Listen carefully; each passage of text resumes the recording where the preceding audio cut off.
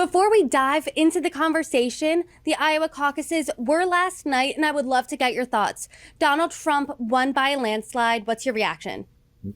Well, the polls predicted it. And my contention to Democrats right now is pay attention, because the polls are showing that Donald Trump is stronger than people imagined, and he's going to beat Joe Biden. In fact, the last polls that just came out show that Ron DeSantis, Nikki Haley, and former President Trump will all beat Joe Biden in the general election. And there's a delusion right now amongst my friends in the Democratic Party that somehow President Biden is reelectable. And the truth is he's not. I think President Trump is a lot stronger than people would imagine and that people want.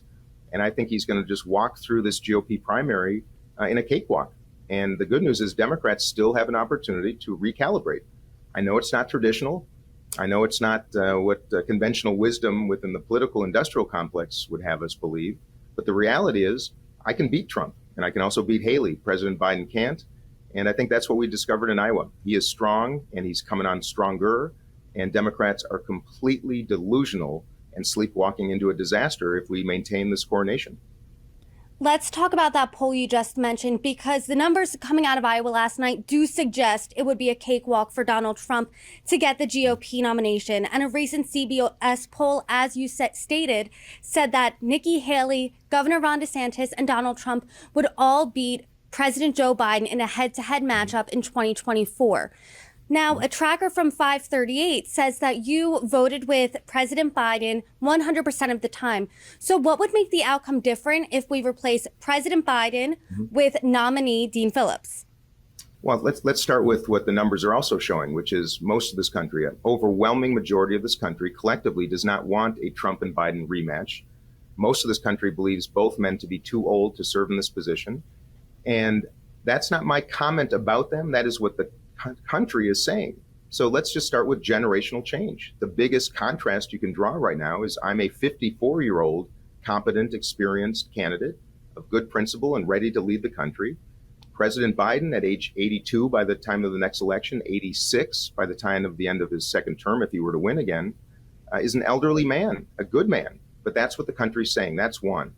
My policies are different. I will be a Democrat to acknowledge the truth. The southern border is an unmitigated disaster. We have chaos there. We have chaos in our cities. We have a crisis overseas of war, and it is spreading. It is not being contained. We also have a horrible lack of affordability in our country.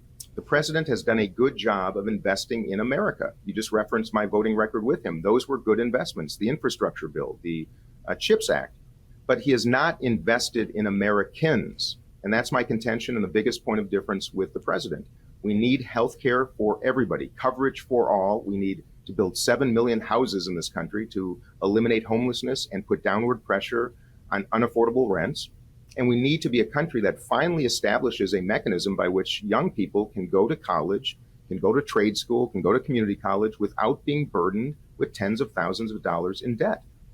That has not been accomplished. So between costs and chaos, we are very different leaders, not to mention the most obvious, which is generational. And that's why I think this country would much rather see a Nikki Haley, Dean Phillips matchup this November than a Donald Trump, Joe Biden matchup. It's about the future. And that's my contention. And I'm seeing it now every day in the streets in New Hampshire when I campaign around the country. The people are becoming desperate for change. And if they vote in primaries, anything is possible.